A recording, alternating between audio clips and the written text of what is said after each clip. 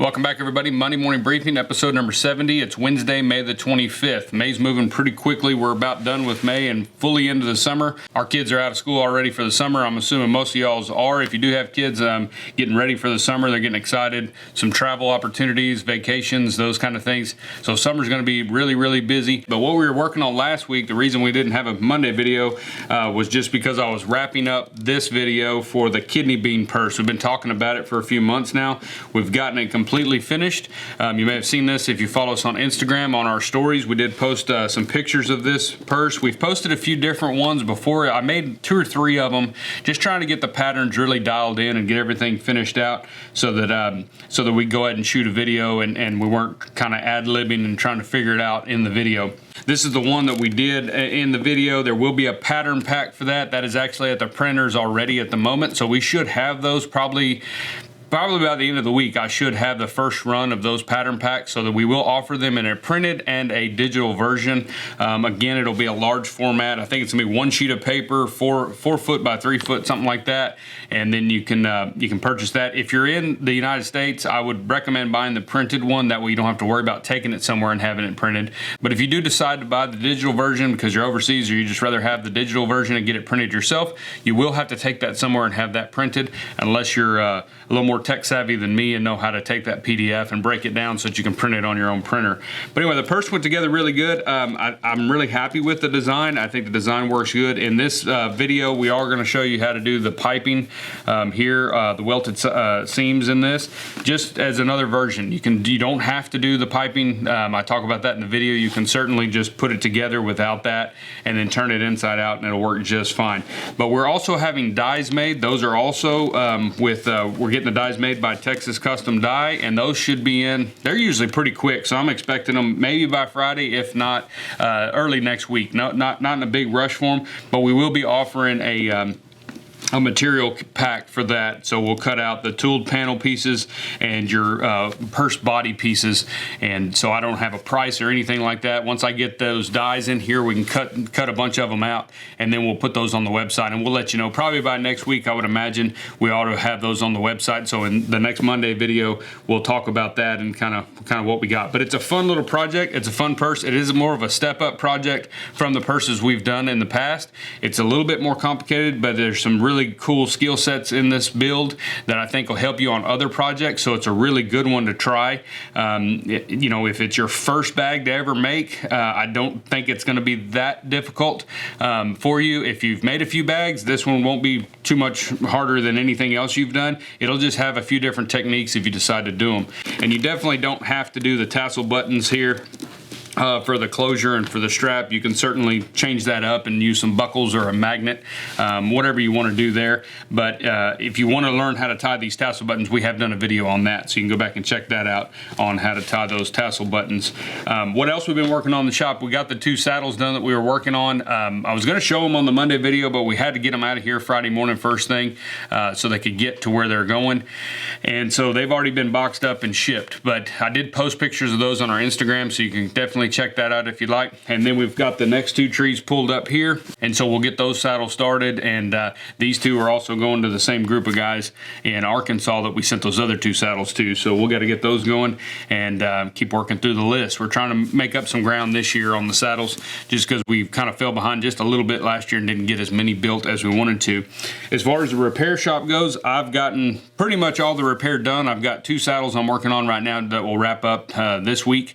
Then that should clear my repair board, which I'm glad about, because we're really trying to phase out some of the repair in the shop just because I don't have the time. It's only me and my wife in here, and with everything else going on, it's just really hard to kind of work in repair. But we've always done repair. I feel bad we don't have somebody to recommend them to. So repair business is good. If you're out there and you've got a shop and maybe you're getting custom orders and stuff, but you're not getting a whole lot of saddle orders quite yet, and this and that, repair is a great way to kind of get started and build those relationships with people.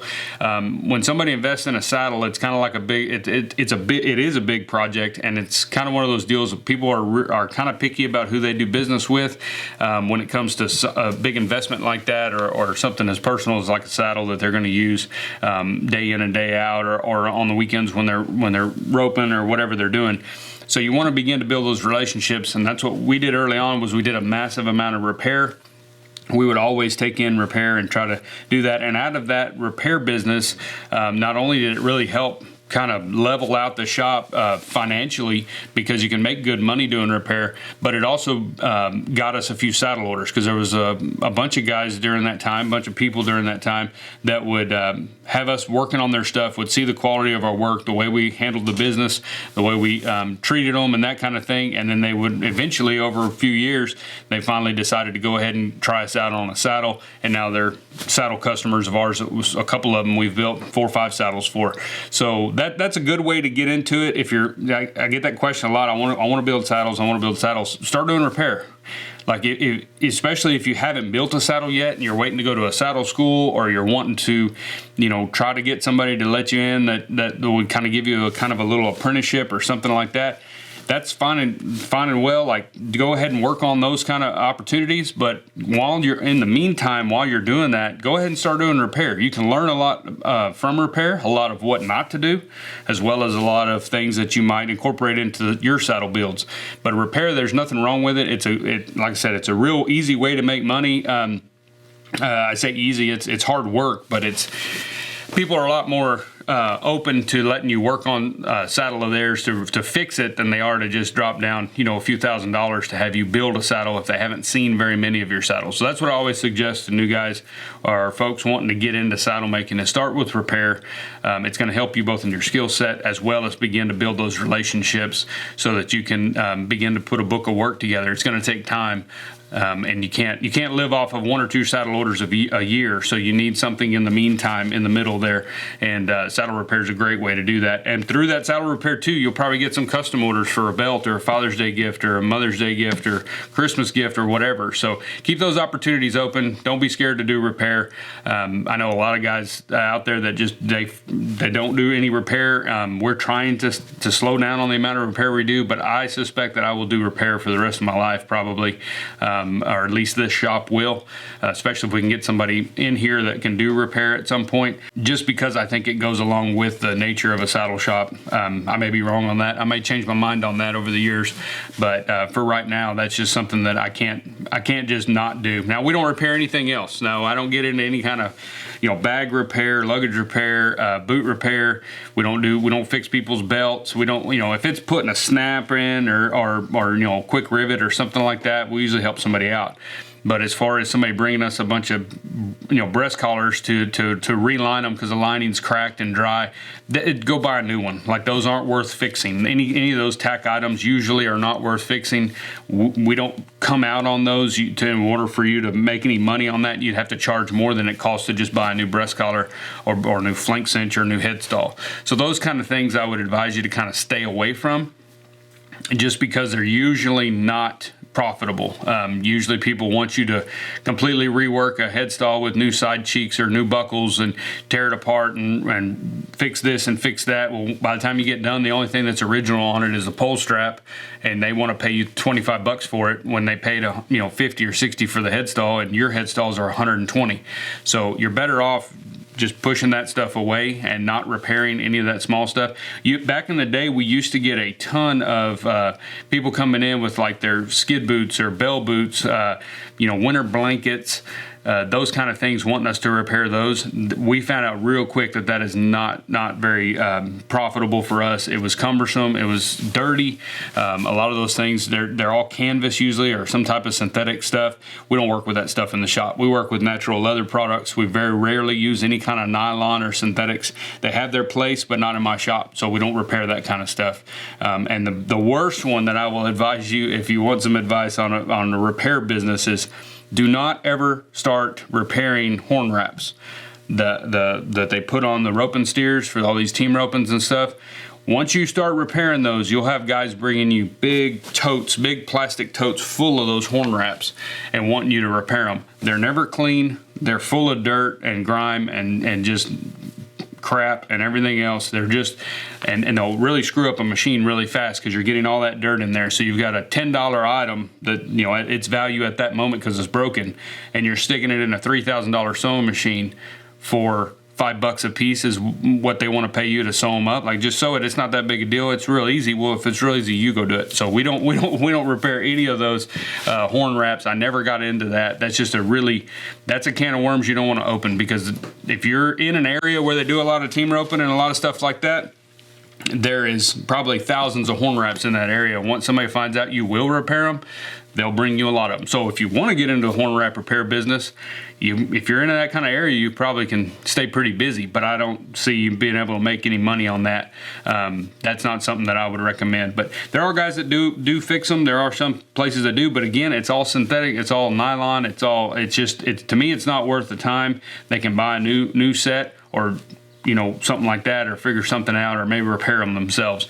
We just kind of keep that stuff out of the shop. I think it's a good thing when you're, especially in the repair business, is to decide what your product is, what your service is, and try to stay as best possible in that road. Like, try not to veer off and start repairing somebody's couch or somebody's, truck seat that they tore a hole in, because that's not what you do. And so what ends up happening is you fumble through the project because you got to figure out how to do it, because you don't normally work on that type of stuff. And then by the time you get it done, you're not happy with the repair job, because you don't know what you're doing and it's not something that you normally repair. And so then you end up charging them less because you feel like the value isn't there. Well, you've already wasted so much time that you could have been working on washing a saddle, or putting stirrup leathers in, or doing a quality job that you know how to do efficiently, that you are set up to do, that you can actually turn a profit on. So that's the only thing is, pick out what you're going to repair, the items that you are going to stay with and that you are going to do, and then go from there. Stay in that mode and try not to veer out of that too much. Like I said, if it's something neighborly you want to do, put a snap in for somebody on their bag, or something really easy, then go ahead. But that's just some recommendations I'd give you from the repair shop, because I've been in the repair business a long time. There was many months way back in the day when it was our top income coming in for the shop, just because we were starting out and nobody really knew us for custom orders as much and things like that. So it is a good way, definitely good if you're wanting to get into saddle making, is to start with repair.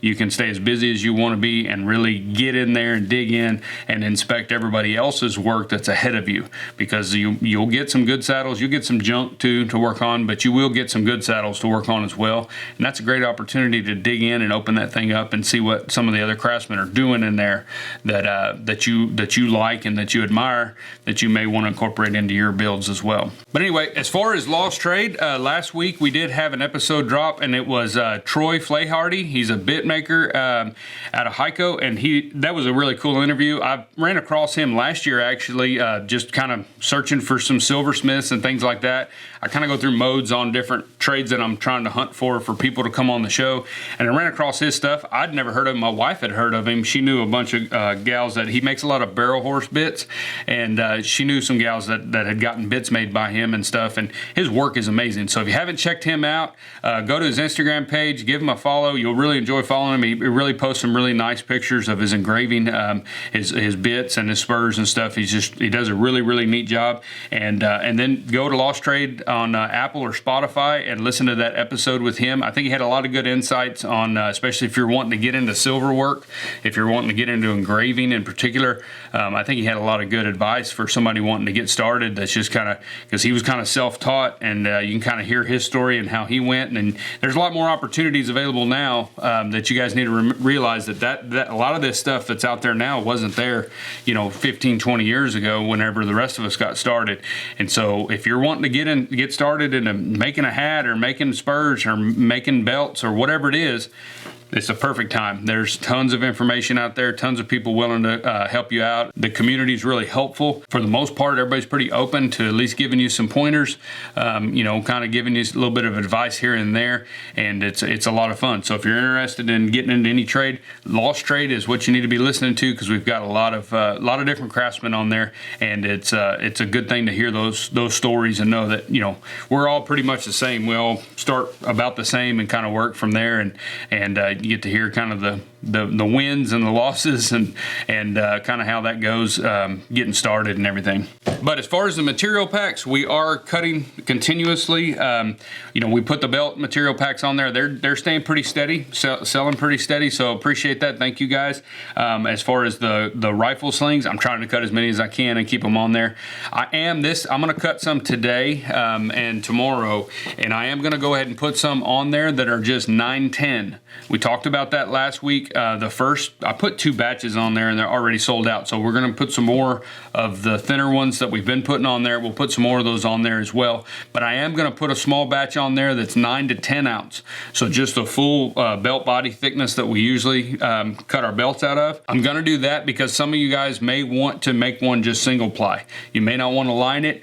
This is a great option for somebody that doesn't have a sewing machine, doesn't want to hand stitch all the way around a gunsling or something like that. Then this will be a good option because I think the 910 is plenty heavy for a rifle sling, and so you can actually just use that single ply, tool it up, and then put it together, put some Chicago screws in there, slick your edges and everything, and you'll be good to go. So I'll put a small batch on there, see how fast they sell, see if people are interested in them. That's how I kind of gauge if that's what y'all are wanting.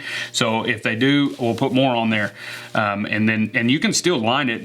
I would advise thinning down the bottom edge of it, or the bottom piece where the Chicago screws go, and the top piece where the Chicago screws go. I would thin that down just a little bit before you line it, just so it's not so heavy as it bends around, and you also don't want to make it too thick where it won't go through the brackets on the rifle where it slides in there. But we're gonna go ahead and do that. So I'll put some of those on there. I'll probably put a few of each, the thumb hole as well as the shaped. And then the next project video that we're going to be working on is the guitar strap. So we've already sent off the patterns to have the dies made for those when we sent these off. So that die is coming as well. And then I've already designed the pattern pack for the rifle sling, or the guitar strap. Right now I'm just doing the artwork, so I should have that done in the next few days, and then I'll send that to print too. We haven't started shooting the video, but I figured I'm kind of in that mode, so we went ahead and got the pattern pack for this done, pattern pack for the guitar strap, and the dies for both of those as well. That way that's all here. And then we'll shoot the video, and I'll probably use the dies in the video as well as the pattern pack. So I think that'll kind of be fun in the video. Usually we'll do the video first, and then I create the pattern pack and the dies and all that. This way we'll start the video, we'll have everything ready to go. So when that video comes out, everything will be ready. The material packs, we will cut those. I will probably cut those out of around a 7 ounce, 6-7 ounce, somewhere around there. And again, that way if you want to line it, you can, but you wouldn't necessarily have to. Guitar straps don't need to be super heavy, but some people do like them heavier. Just kind of depends on your preference, but we will cut those out of something like that. And in that pack, there's going to be 5 different tooling patterns. I'm going to leave a blank spot on most of them. I may do one without the blank spot on the front for a name. Usually guitar straps, they have the band name or their name or a logo or something like that. So we're going to leave a little spot in there for that so you can personalize those. But I'll probably do one pattern where there is no space for any kind of initials or anything, in case you just want to tool one, fully tooled with nothing in there. Because I've done a bunch of those too where they don't want any real personalization. Or if you wanted to add a brand, all you would really have to do is remove a flower or something, and then you can sketch a brand in there and kind of make everything fit. But the guitar strap's gonna be fun. We've gotten a lot of feedback, a lot of people emailing and saying, hey, waiting on that guitar strap. That's the one we're waiting on. So we're excited to get that one started. I'll probably start shooting that one this weekend, or as soon as the die gets here, because I really just want to make sure that the die's right. It's gonna be right. There's really nothing to building a guitar strap. It's kind of like the gunsling. It's the same as building a belt for the most part. It's a few different little changes, but there's nothing real scary or hard in those. I guess you can design them however you want, but mine go together pretty easy, so it'll be a cool deal. But when the pattern pack is done, we may offer that before the video even comes out, just for people that want to have it when the video hits. They just want to go ahead and get a jump on it. So we may sneak that on the website, so you might keep an eye out for that. We'll probably let you know here on the Monday video or through the newsletter.